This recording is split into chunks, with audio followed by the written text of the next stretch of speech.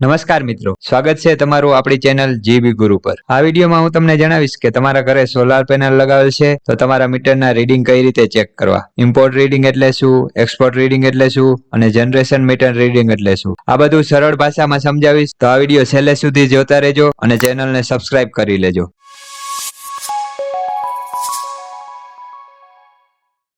જ્યારે પણ આપણા ઘરે સોલાર સિસ્ટમ લગાવીએ છીએ ત્યારે પીજીવીસીએલ, ડીજીવીસીએલ, એમજીવીસીએલ અથવા યુજીવીસીએલ એટલે કે આપણી વીજ કંપની દ્વારા આપણા ઘરે 2 મીટર લગાવવામાં આવે છે। એક તો બાયડાયરેક્શનલ મીટર લગાવવામાં આવે છે અને બીજું જનરેશન મીટર લગાવવામાં આવે છે। હવે બાયડાયરેક્શનલ મીટરમાં તમારા ઇમ્પોર્ટ અને એક્સપોર્ટ રીડિંગ નોંધાય છે અને જનરેશન મીટરમાં તમારી સોલાર પેનલ વડે જેટલા પણ યુનિટ જનરેટ થયા હોય તે નોંધાય છે। તો ચાલો હવે જાણીએ કે ઇમ્પોર્ટ રીડિંગ એટલે શું। આ રીડિંગ બતાવે છે કે તમે કંપની પાસેથી કેટલા યુનિટ વીજળી ખરીદી, એટલે કે તમે કેટલા યુનિટનો વપરાશ તમારા ઘરની અંદર કર્યો। ઉદાહરણ તરીકે જેમ કે રાત્રે, વહેલી સવારે અથવા વાદળવાળા વાતાવરણમાં જ્યારે દિવસ દરમિયાન સોલારનું ઉત્પાદન ઓછું હોય છે ત્યારે આપણા ઘરમાં જે પણ પાવર વપરાય છે તે ઇમ્પોર્ટ રીડિંગ કહેવાય છે અને તે મીટરમાં ઇમ્પોર્ટ રીડિંગ તરીકે નોંધાય છે। એટલે કે જો તમારે ઇમ્પોર્ટ રીડિંગ વધુ હશે અને એક્સપોર્ટ રીડિંગ ઓછા હશે તો જેટલા પણ ડિફરન્ટ હશે તે યુનિટનું તમારે બિલ ભરવું પડશે। એટલે કે ઇમ્પોર્ટ રીડિંગ એટલે કે તમારા ઘરની અંદર વપરાતા યુનિટ। હવે છે એક્સપોર્ટ રીડિંગ એટલે શું।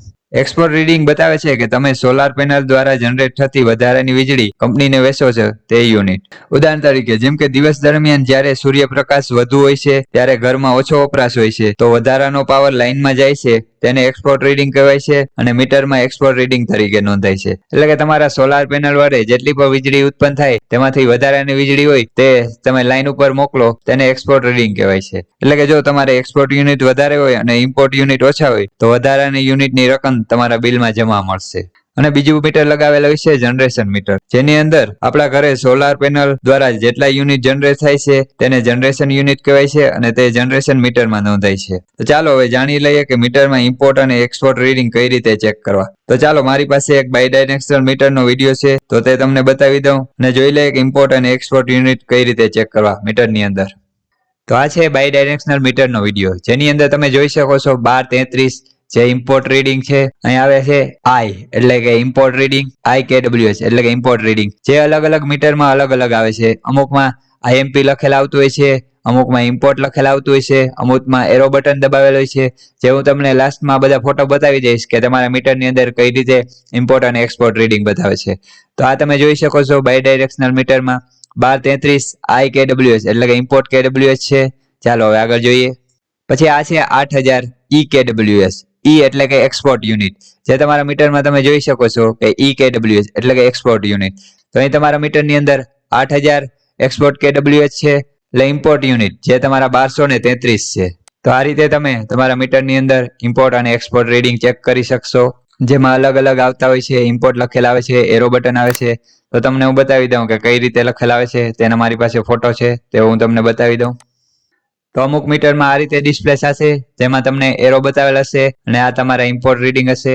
આ એક્સપોર્ટ રીડિંગનો ફોટો છે જેમાં તમને રાઈટ સાઈડ એરો બતાવશે એટલે આ તમારે એક્સપોર્ટ રીડિંગ છે।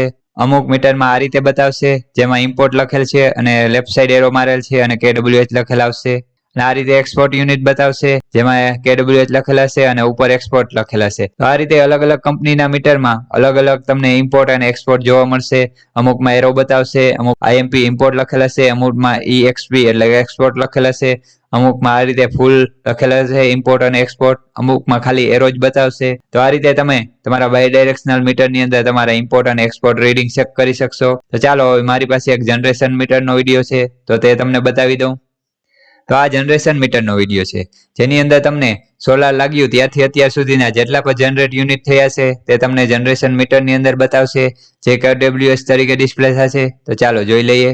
તો આ રીતે તમે જોઈ શકો છો 8556 KWH એટલે કે જ્યારથી સોલાર લાગ્યું ત્યારથી અત્યાર સુધીના મારા 8556 યુનિટ જનરેટ થયા છે, જે તમે જનરેશન મીટરની અંદર જોઈ શકશો।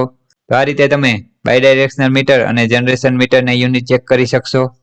હવે તમને એક એક્સ્ટ્રા ટીપ આપી દઉં કે દર મહિને તમારા રીડિંગ નોંધવાની આદત પાડો, એટલે કે મહિનાની પહેલી તારીખે અથવા છેલ્લી તારીખે તમે રીડિંગ નોંધી લ્યો અથવા ઇમ્પોર્ટ એક્સપોર્ટ યુનિટનો ફોટો પાડી લ્યો અને જ્યારે તમારું બિલ આવે ત્યારે ચેક કરી લ્યો કે મીટરમાં જે યુનિટ હતા તે અને તમારા બિલમાં યુનિટ આવ્યા તે બરાબર છે કે નહીં। તો આ રીતે તમે ચેક કરી શકશો કે તમારું બિલ બરાબર બને છે કે નહીં। અને હવે તમારે જાણવું હોય કે તમારા સોલાર બિલની ગણતરી કઈ રીતે થાય છે, સોલારમાં જમા યુનિટ પર યુનિટ તમને કેટલા રૂપિયા જમા મળે છે, સોલાર બિલમાં જમા રહેલ રકમ તમારા બેંક ખાતામાં ક્યારે આવે છે, તો તે બધી જાણકારી માટે અમે થોડા ટાઈમની અંદર વિડીયો બનાવીશું. તો અમારી ચેનલને સબસ્ક્રાઇબ કરી લેજો. અને જો આ વિડીયો તમને પસંદ આવ્યો હોય તો વિડીયોને લાઇક કરો, બીજા સાથે શેર કરો અને આવા જ નવા જીબી ને લગતા વિડીયો જોવા માટે અમારી ચેનલ જીબી ગુરુને સબસ્ક્રાઇબ કરો. અને વધુ માહિતી માટે અમારી વેબસાઇટ gbguru.in ઉપર આવી જાઓ, જ્યાં પર તમને નવી માહિતી મળતી રહેશે. તો અમારી વેબસાઇટ gbguru.in ની વિઝિટ કરજો. Thank you.